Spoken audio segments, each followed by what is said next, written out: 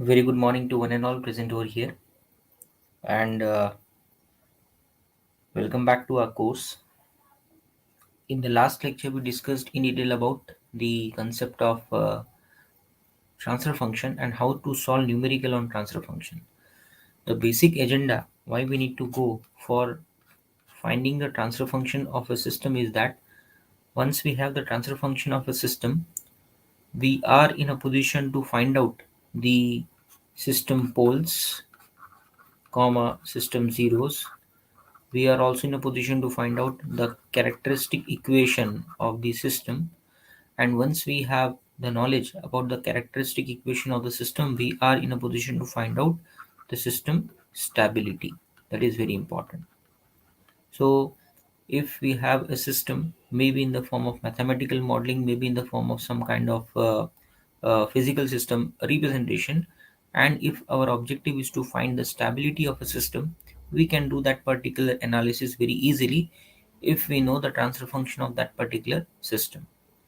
And ultimately, in order to find the transfer function of a system, we need to take the Laplace transform of output whole divided by Laplace transform of input by assuming all initial conditions to be zero. This is what the basic fundamental mathematical equation of finding the transfer function for any physical system. And in the last lecture, we also saw some numerical on how to find a transfer function of a system if it is available in the mathematical equation form. Now, in this particular lecture, our objective is to understand what are the different types of technique through which we are in a position to find out the transfer function of a system if the systems are represented in graphical form, graphical, or you can say diagrammatic form. That means, suppose if the system is available maybe in the form of signal flow graph, or the system may be available in the form of say block diagram, then how to find the transfer function of such type of system, that we are going to learn in this particular series of lectures. So from this particular lecture onwards, starting 2 to 3 lectures are dedicated to signal flow graph. That means we are going to understand what exactly signal flow graph is, what is the importance of signal flow graph, and suppose signal flow graph of a system is known to us, then how to find transfer function through signal flow graph by applying the concept of Mason's gain formula. What is Mason's gains formula, that we are going to learn. Then once we have completed this particular portion, we will switch to the concept of Bode block diagram, where our objective is to find if the system is represented in the form of block diagram, how to apply different types of technique to reduce the entire block diagram into a single parametric function which is called as transfer function, that we are going to learn.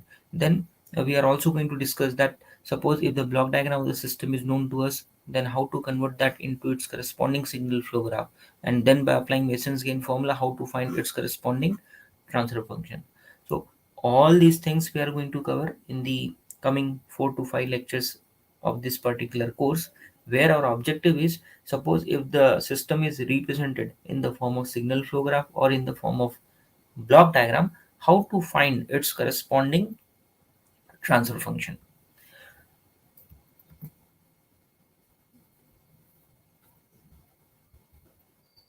Now let us try to understand what exactly the signal flow graph is. Signal flow graph, in short form, it is nothing but SFG, signal flow graph. Now, what is signal flow graph? Signal flow graph is nothing but a method in which we are trying to represent the flow of signal through a system, or you can say through a physical system, through graphical technique. So what is signal flow graph? Signal flow graph is nothing but a representation of a system in which we are trying to indicate how the signal is going to flow through that physical system via some diagrammatic technique or via some graphical method. So that process is called a signal flow graph. Now suppose if you want to find out or if you want to indicate the signal flow graph for any physical system, for any physical system, then what are the steps which we need to follow in order to obtain the signal flow graph representation for any physical system? So there are some uh, 2 to 3 steps that we need to follow in order to find out the signal flow graph for any physical system. The first step that we need to implement while finding the expression or while finding the representation of a system in signal flow graph is we need to find out its corresponding mathematical modeling. For example, if we know the physical system, apply mathematical modeling technique to convert that system into its corresponding mathematical model. This is the first step, mathematical model. Then in second step, what we need to do, we need to assume the state variable state variable available in this mathematical modeling at a separate node. Now what is node? What are the different types of nodes which are available in signal flow graph that we are going to learn in detail? But for time being, let us consider that in step number 2, whatever the state variables that are available in mathematical modeling of this particular system, each state variable we are going to represent by some set of separate node. It may be input node, it may be output node, it may be intermediate node. The thing is that state variables we need to assign a separate node. Then in step number 3, what we need to do? We need to represent the flow of signal, flow of signal between the two nodes, between the nodes by defining the connections through which these state variables are connected in the physical system. For example, if in our physical system we identify that there are two state variables, then how those two state variables are connected through signal, that a representation of flow we need to consider in step number 3. So these are the three basic steps that we need to implement in order to find out the signal flow graph for any physical system. In step number 1, we need to apply and find out the mathematical modeling of a given physical system. Then in step number 2, whatever the mathematical modeling of the system available with us, we need to identify that how many number of state variables are available in that, and each state variable we are going to represent by a separate node. Then in step number 3, we need to represent the flow of signal between the corresponding node, the way they are connected in the actual physical system. So if you apply these 3 steps simultaneously one by one, we are in a position to find out the graphical representation of a system in the form of signal flow graph. Now let us try to understand this technique by taking one example. Suppose because we are dealing with electrical and electronics communication engineering students, so most of the time the examples which I am going to take to explain some kind of concept deals with electrical domain or electronics domain. Suppose we have a physical system like this. We have a resistor, and the value of this resistor is say R ohm, and to this resistor we are going to provide some current in the form of I, and we know that current always flows from higher potential to lower potential, so we'll experience a voltage which is nothing but V. So this is what a physical system is available with us, and we want to represent this physical system in the form of its corresponding signal flow graph. Then how to find this signal flow graph for this particular system? Now uh, let us apply those steps one by one over here. So step number 1. In step number 1, what we need to do, we need to obtain mathematical modeling. Obtain mathematical modeling of the system. This is what we need to do. So how to find its mathematical modeling? The thing is that you may apply the concept of KVL, KCL, mesh analysis, node analysis, or any network theorem topology to find out its corresponding mathematical modeling. Now here we have only one element in that two resistor. So we can correlate this V, I and R by a simple mathematical equation that is nothing but Ohm's law. So if you apply Ohm's law, we can write here as V is nothing but I into R, where V is nothing but the voltage which is going to be appear across this particular resistor when a finite value of current is flowing through this resistor. So V is nothing but I into R. So this is what the mathematical modeling of this physical system. Let this will be your equation number 1. So in step number 1, we have obtained the mathematical modeling for a given physical system. Now in step number 2, what we need to do? In step number 2, our objective is to identify the state variables. Then each state variable we are going to assign by some node. So here we have two state variables available in this particular system. First one is nothing but your current, and second one is nothing but your voltage, because R is nothing but the parameter of the system which define the system behavior. It is not the state variable. State variables are nothing but those variables through which we are trying to uh, assign the system characteristics. That is important. So here this I and V are nothing but the state variable, where R indicate this parametric function of the system. Now what we need to do, we need to assign each state variable by a separate node.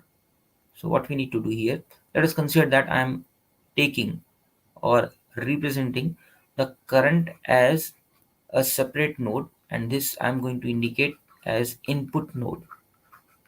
As I told you that while finding the signal flow graph for any particular system, we have different types of node available in the system, like input, output, intermediate node, and all that we are going to discuss in the coming sessions of this lecture.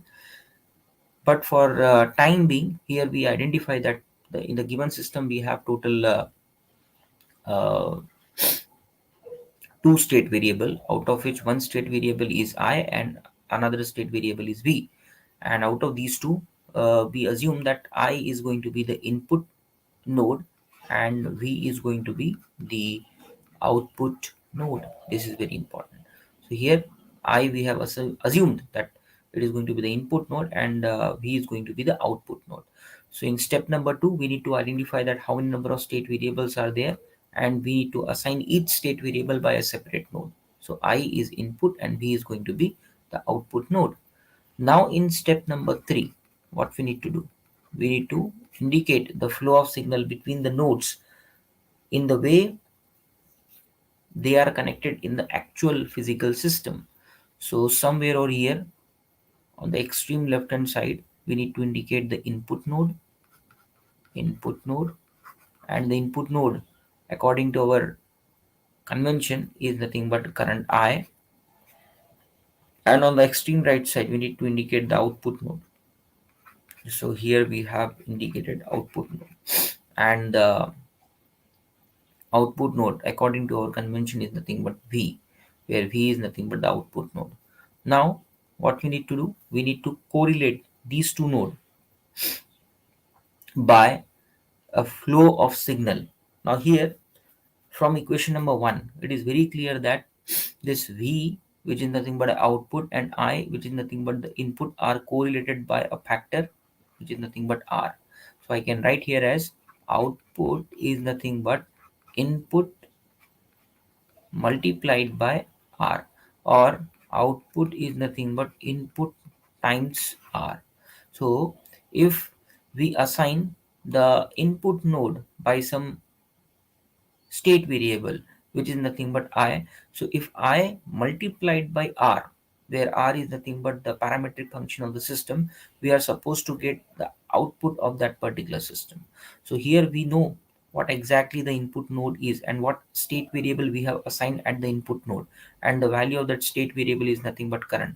So if this current is multiplied by the parametric function of the system, which is nothing but R, we are supposed to get the output node, which is nothing but V.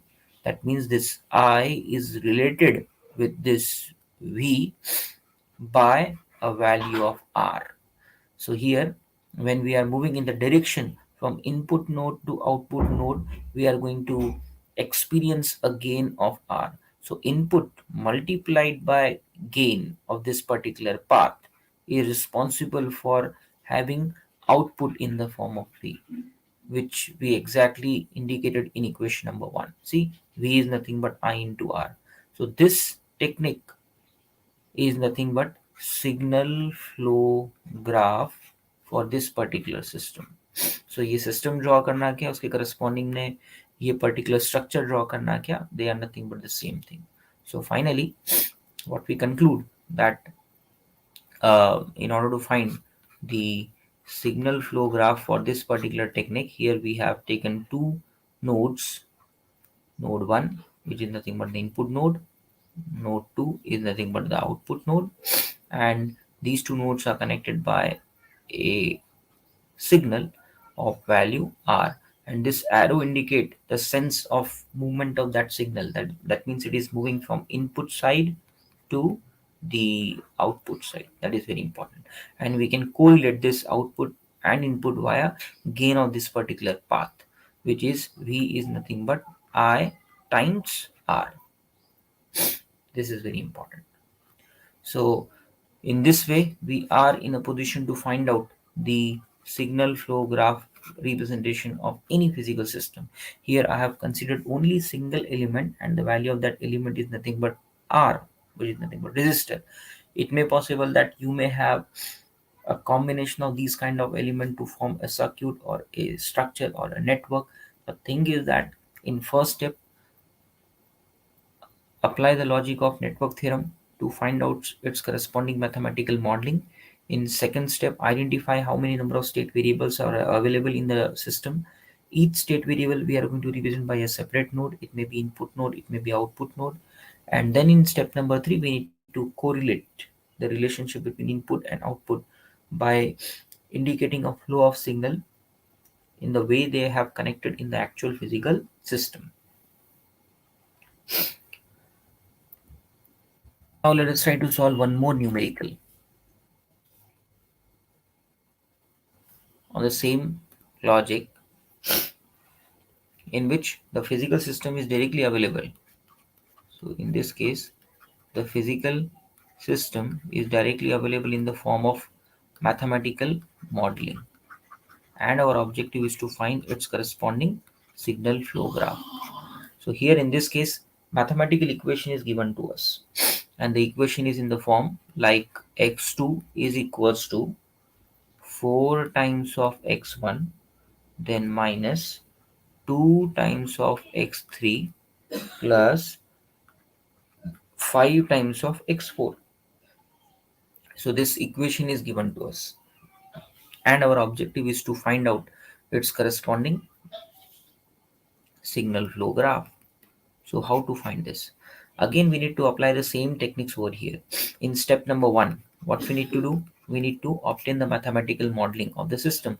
So here, mathematical modeling of the system is by default given to us. So we need to skip step number 1. Or you can write here as the output of step number 1 is nothing but this entire equation, which is nothing but x2 is going to be equals to 4 into x1 minus 2x3 plus 5x4. I hope this is clear to everyone. Now, in step number 2, what we need to do? We need to identify the state variable and assign each state variable by some node. Now here, from the equation itself, it is clear that we are having total 4 state variable like x1, x2, x3 and x4. So in this case, we have 4 state variables, and we are going to assign each state variable by some node. So it is not at all necessary that you always represent node by n1, n2, n3, n4. You may use the same representations of the node as the state variables are represented in the system. So here we are going to represent each node by the same notation, like x1, x2, x3, and x4, where x1 indicate node 1 corresponding to first state variable, which is nothing but x1, x2 indicate node 2 corresponding to second state variable, x3 indicate node 3 corresponding to third, and x4 indicate node 4 corresponding to fourth state variable. Now, in step number 3, what we need to do? We need to indicate the flow of signals between these two, or between these three, or between these four state variable by connecting a branch of path exactly equals to the components which are defining through their mathematical modeling. So we need to connect or indicate the flow of signal between various nodes in the way they are connected in the actual system. Now, how to indicate them? That is very important. So suppose first we indicate our nodes corresponding to each state variable, which are nothing but x1, x2, x3, x4. So let's consider that this indicate your first node x1, then somewhere over here we are having x2, somewhere over here we are having x3, and over here we are having x4. So what we have done, we have identified that how many number of state variables are there, and each state variable we are assigning with some node. So here x1, x2, x3, x4 indicate the node corresponding to state variable 1, 2, 3, 4. Now we need to indicate the flow of signal between these nodes corresponding to the mathematical equations defined or available with us.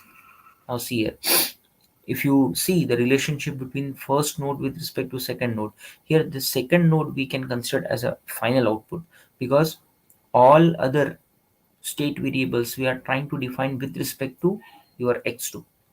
So the first correlationship between x1 and x2 is like, uh, we have a signal which is coming from x1 towards x2 with a factor of 4. Now remember one thing, that this x1 which is available at extreme left hand side, we can consider this as an input node, and the node which is available at extreme right hand side, which is nothing but x4, we can consider this as output node. If the flow of signal is from input to output, we are going to take the horizontal line to represent the flow of signal from input to output, or in the direction from input to output. And if the signals are in the reverse direction, that means from output to input, then in that case we need to take the jumper lines. That means we are not going to follow the horizontal line. This is what the sign convention we are going to follow. So whenever the flow of signal is from input to output, we are normally indicate them through horizontal line, and if the flow of signal is from output to input, normally we prefer jumper lines, not exactly horizontal. They are a kind of loop like this, or they are a kind of loop like this. So if you apply this logic over here, it is very easy to indicate the flow of signal between the nodes. Now see, the first state variable x1 is related with x2 by a factor of 4, and here x1 is on the left hand side, that means toward the input node, and x2 is towards the output node, that means the flow of signal is from input to output, and that's why we need to indicate them by a horizontal line. So x1 is related to x2 by a factor of 4. So here I can write here as one signal is coming from node x1 towards x2, and the magnitude of that signal is nothing but 4. So I can write here as, with respect to this only, I can write here as x2 is going to be equals to what? 4 times of x1. I hope this point is clear to everyone. If you understood this, then it is very easy to represent the remaining signal flow graph components in this particular graph, or in this particular diagram. Now let us try to focus on this particular component. So here we are having a signal which is coming from node 3 towards node 2, and the magnitude of that particular signal is -2. That is important. Now we are having a signal which is coming from node 3 to node 2. So node 3 is towards output and node 2 is towards input. That means the flow of signal is from output to input. So we are not going to follow the horizontal path. We are going to follow the jumper lines, maybe from upward or maybe from downward. That depends upon how you are going to draw the circuit. So one thing is very clear, that now in this case we are having a signal which is moving from x3 to x2, and the magnitude of that particular signal is nothing but -2. This logic we need to implement over here. So the flow of signal is something like this. So x3 to x2, like this. The arrow indicate that the flow of signal is from x3 to x2, and the magnitude of that signal is -2. I hope this is clear to everyone. In the same way, if you focus on this particular term, here we have a flow of signal which is from x4 to again x2, and the magnitude of that signal is +5. That's it. So if you indicate, so here x4 to x2 in this direction, and the magnitude of that signal is +5. So in this way, we are in a position to find out the signal flow graph for this particular system. Now see here, this mathematical equation indicate that we have total 4 state variable like x1, x2, x3, and x4, and these state variables are related with respect to the input node, or with respect to the reference node, which is nothing but x2, via this particular equation. So we have one signal which is coming from x1 towards x2, and the magnitude of that signal is nothing but 4. In the same way, we have another signal which is coming from x3 towards x2 with a magnitude of -2. And then we have one more signal coming from x4 towards x2, and the magnitude is +5. So same logic is implemented over here. So this indicate the signal flow graph for this mathematical equation.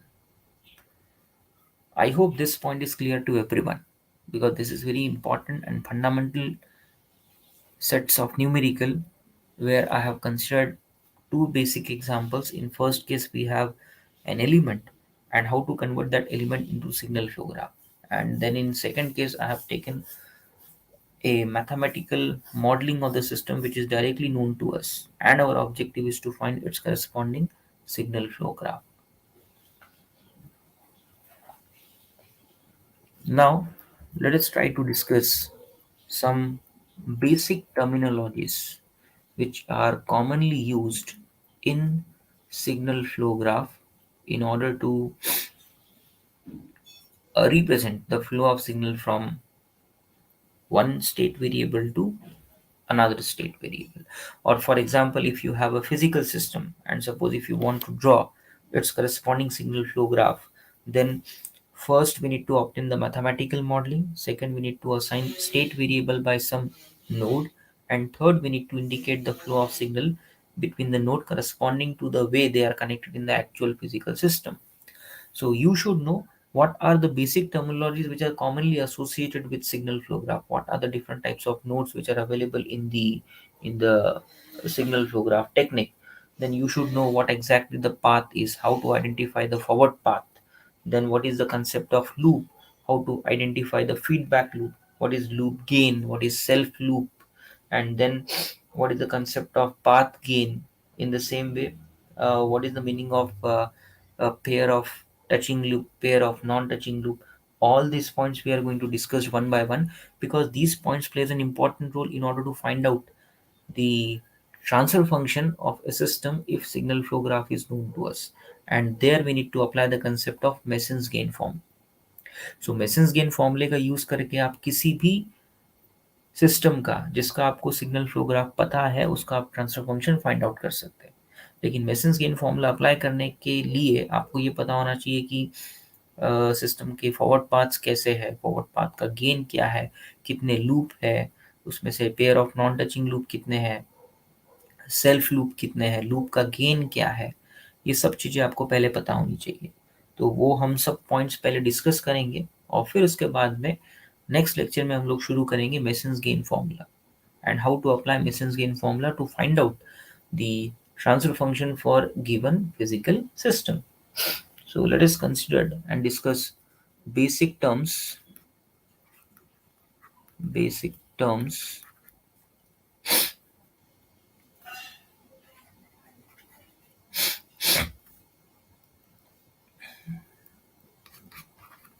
terms which are commonly used in signal flow graph. So the first definition is nothing but the definition of node, or you can say input node. Input node. What is input node? Now, input nodes are nothing but those kind of nodes which have only outgoing branches, or you can say those type of nodes which have only outgoing paths.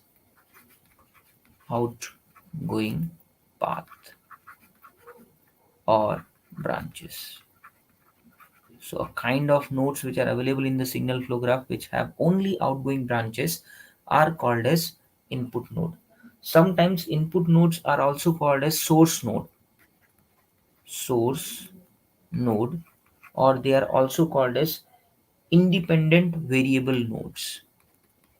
Independent variable nodes. So these are different names for input node. Input node बोलना क्या, source node बोलना क्या, या फिर independent variable node बोलना क्या, एक ही बात है। And what is the meaning of input node? They are nothing but node which are available in the signal flow graph which have only outgoing path or outgoing branches. सिर्फ उसमें outgoing branches रहेंगे, incoming branches कुछ रहेंगे ही नहीं। Now, what is the meaning of this? So to understand this, let us consider a simple circuit or simple representation of signal flow graph over here, like this. So here we have some nodes,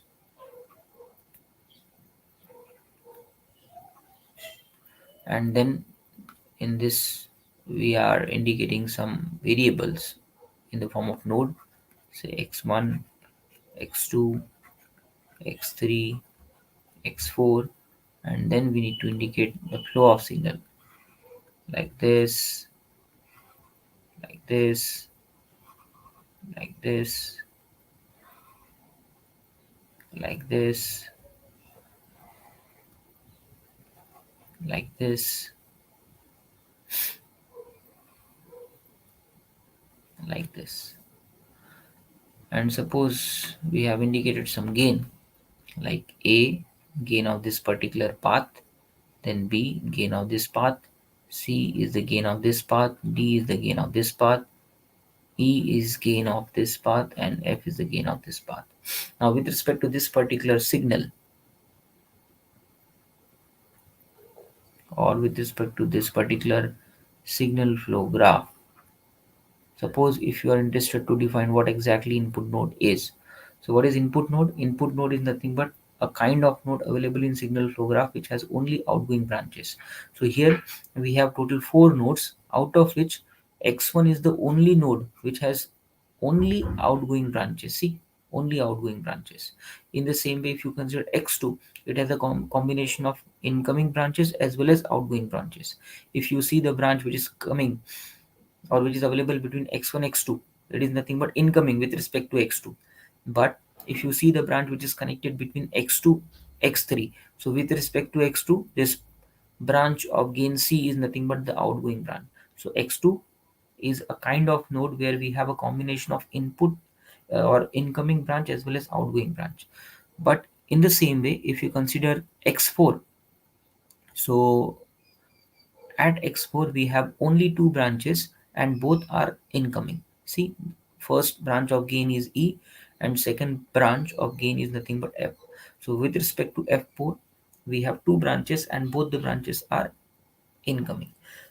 Whereas with respect to x1, we have only one branch and that too outgoing. So what is input node or source node, or sometimes this is called as independent variable node? It is nothing but a kind of node where we have only outgoing branches. So with respect to this signal flow graph, we can say that x1 is going to be the input node. Why? Because it has only outgoing branches. In the same way, let us try to define what is output node. Output node, sometimes this is also called as sync node, sync node, or sometimes this is also called as dependent variable node, dependent variable node. Now what is the meaning of this? Again, it is nothing but a type of node available in the signal flow graph which has only, that is important, only incoming branches, incoming branches. That is important.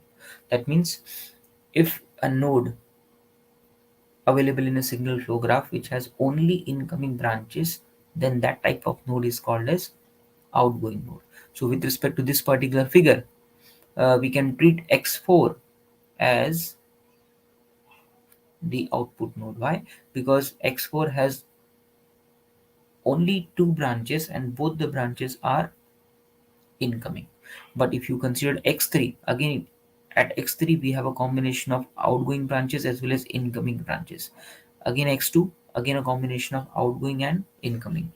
So x4 is the only node available in the signal flow graph which has only incoming branches. So with respect to this particular diagram, x4 we are considered to be the output node, or you can say the sync node. This is very important. So here x1 is incoming node or input node, x4 is going to be the output node. Now the third type of nodes which are available in the signal flow graph are nothing but chain node, chain node, or sometimes they are also called as intermediate node, intermediate, intermediate node. Now what is intermediate node or chain node? From the name itself, it is nothing but a kind of node that is going to provide a bridge between the incoming branches as well as the outgoing branches. That means this type of node has both incoming as well as outgoing branches. Outgoing branches. For example, with respect to this signal flow graph, this x2 and x3 are the example for, sorry, this is x3. X3 are the example for the intermediate node, or you can say the chain node. Now, what exactly this? Why they are called as chain node or intermediate node? Because at x2, uh, we have both incoming branches as well as outgoing branches. Because if you see x2, this is suppose say x2, so one branch is coming from x1 of gain A, and then one branch is going as an outward branch towards C, toward X3, and the gain is C. So here we have a combination of input and output. That's why this type of nodes are called as intermediate node or chain node. In the same way, if you take X3, so with respect to X3, here we have three branches as an outgoing. See, one branch is from x3 to x4 with gain E, then another branch from x3 to x4 with gain F, and then another branch from x3 to x2 with gain D. whereas two branches which are coming towards x3, they are called as incoming branches, like gain B and gain C. Hence, x3 is again going to considered as an intermediate node, because here we have a combination of incoming branches as well as outgoing branches. Now let us try to understand what is the meaning of forward path.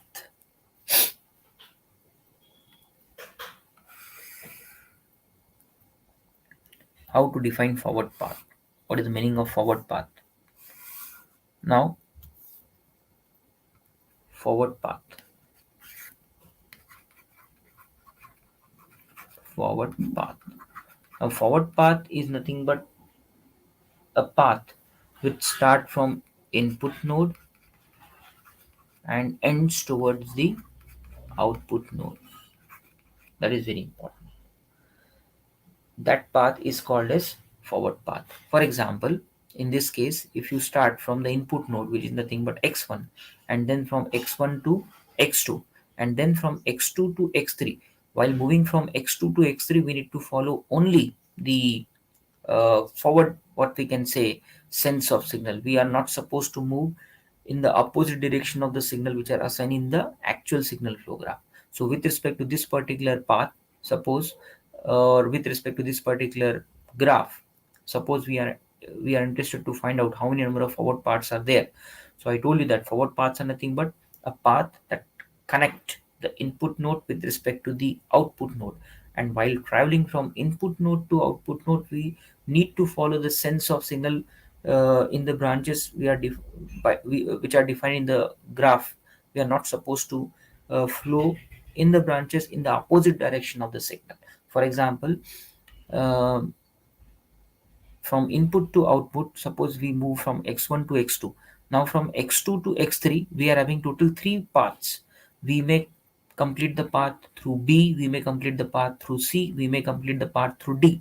But D is not the actual solution, because in D the flow of signal is from x3 to x2, but we are interested to move from x2 to x3. Hence D is not the correct option for us.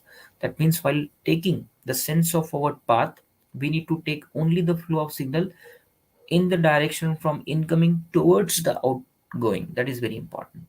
So here, if you apply that logic, and if you are interested to find out how many number of forward paths are there in this particular case, so what will be the answer for this? Yes, you can also try with me and tell me what exactly the answer for this is. So here, the first forward path is from x1, then x1 to x2, and then from x2 to x3, again we have two different paths. We may select a branch of gain B, or we may select a branch of gain C. So depending upon your choice, you can take any one of the value. So I can write here as x2 to x3 via branch B, and then from x3 to x4, again we have two possible branches, because both are from incoming to outgoing, and both are maintaining the same sign, means same signal.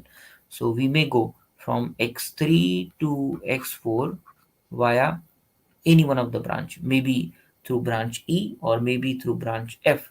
So suppose I am going to get from x3 to x4 via branch E. So this will be the first forward path. In the same way, second forward path will be like x1 to x2 via branch A. Let me define those branches also. And then from x2 to x3 via branch C, and then from x3 to x4 via branch F. So here in this case we have two, what we can say, forward paths. That is very important. I hope this point is clear to everyone. That means the thing is that forward path means what? A kind of forward paths, or a path where we are trying to move from input to output. And while moving, the thing is that we need to maintain the flow of signal in the branch in the way they are defining. We are not going to disturb the flow of signal. That means if we are moving from input to output, In the same way, the signal is defining between the nodes, we can take them while defining the forward paths. But if the flow of signal is in the opposite direction, we are not supposed to take those branches into our account. So this is what the concept of forward path is. That means the flow of signal is from input to output. That is very important. I hope this point is clear to everyone, because this is very important, and this plays an important role in order to identify that how many number of forward paths are there. And then if you know the forward paths, then it is very easy to find out their gain and all the things. That is very important.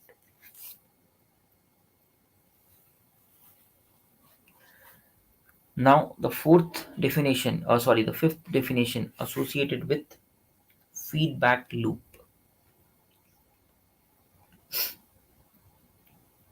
What is feedback loop? Feedback loops. So what is feedback loop? Feedback loops are nothing but a path which originate from a particular node and terminate at the same node. But the thing is that while traveling in the path, at least one node has to be a different node and no node repeated twice. That is what the concept of feedback loop. What is the meaning of this? Now see here. Suppose if you start from x2, then from x2 you need to reach at x3, and then from x3 again if you reach at x2. This is what the feedback loop is. That means you need to start from one node. In this case we have started from x2, then we supposed to move towards x3, and then from x3 we need to supposed to move towards x2. So while traveling through this particular loop, we have taken one more node into picture, and then we are reaching towards the same particular node. कहने का मतलब ऐसा है, feedback loop मतलब क्या, कि जिस particular node से आप शुरू कर रहे हो दोबारा से आपको उसी पर्टिकुलर नोड पे आना है, बट आने से पहले कोई तो भी एक नोड आपने पिक्चर में लेना है, अगर आपको उसको सेल्फ लूप से डिफाइन करना है अलग तरीके से। तो अगर मान लो मैं एक पर्टिकुलर नोड से शुरू कर रहा हूँ, दोबारा उसी पर्टिकुलर नोड पे आके खत्म हो रहा हूँ without taking any other node into picture, then that type of loop is called a self loop, that we are going to learn in the very next definition. So what is the difference between self loop and feedback loop or any closed loop? Is that we start from one particular node, we are going to reach at the same node, but while reaching we are going to take care that one more node or two more node has to be there in that particular what we can say loop. So in this case the feedback loop are nothing but x2 to x3 with a gain of b, and then from x3 to x2 with a gain of d. So here we have only one loop. In this case you may take the loop like this, like x2 to x3 with a gain of branch c, like this. Here we have x2, and somewhere over here we are having x3. So you may take the path like this, x2 to x3 via gain C, and then from x3 coming back to x2 via gain D. So this will be the another loop. So here in this case we have two loops. First one is x2 to x3 via gain B, and then from x3 to x2 via gain D. And second one is from x2 to x3 via gain C, and then from x3 to x2 via gain D. That is important. So here in this case we have two loops. I hope this point is clear to everyone. Now let us try to understand what is the concept of self loop. Self loop. So what is self loop? It is nothing but a kind of feedback loop where we start from one node, end at the same node, and while traveling we are not going to consider any other node into picture. जबकि यहाँ हमने एक node other लिया था, एक या एक से ज्यादा, बट यहाँ एक भी नोड अदर लेना नहीं है।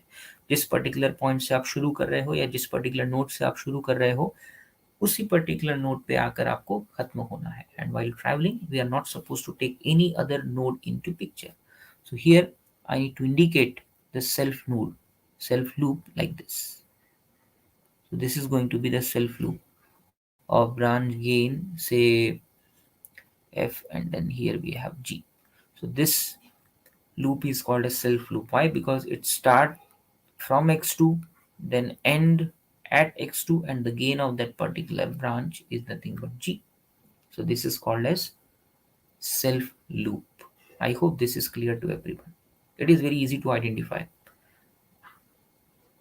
The loop which start at one particular node, end at the same node without taking care of any other node into picture, those type of loops are called as self loop.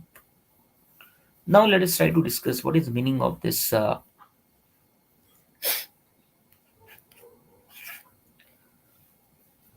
path gain. Path gain. What is path gain? Path gain is defined as the product of branch gain which are responsible for the formation of that particular path.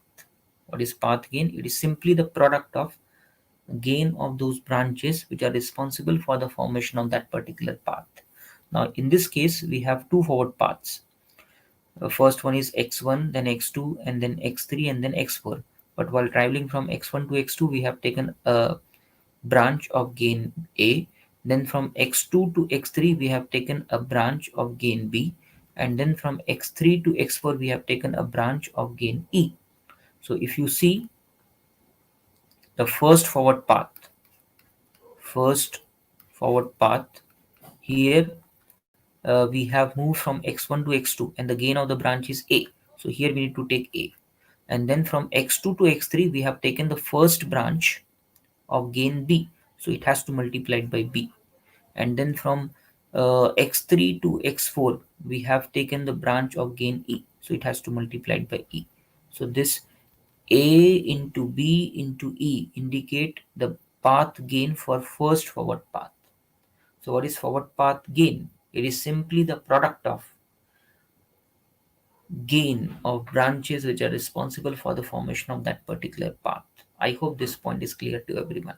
In the same way, in suppose you are interested to find out the gain for second path. So it is something like this: x1 to x2 through a branch of gain A. So here we need to take A, then multiplied by x2 to x3. Now we are going to take branch of gain C. So it has to multiply by C. Then multiplied by x3 to x4 by a gain F. So it has to multiply by F. So A into C into F is going to be the path gain for this particular path. So what is path gain? It is simply the product of gain of branches which are responsible for the formation of that particular path. So with respect to first forward path, we have three branches which are responsible for the formation of that path. First branch is between x1 x2, second branch is between x2 x3 via B, and third branch is between x3 x4 via E. So what we need to do, we need to simply multiply the gain of those branches, like A into B into E. In the second case, we have first branch between x1 x2 gain A, then second branch between x2 x3 gain C, and then third branch between x3 x4 gain F. So we need to take the simple multiplication of A, C, and F. So this is what the method to calculate the path gain for any path which is available in that particular signal flow graph. Now let us try to understand what is the meaning of touching loop and non-touching loop.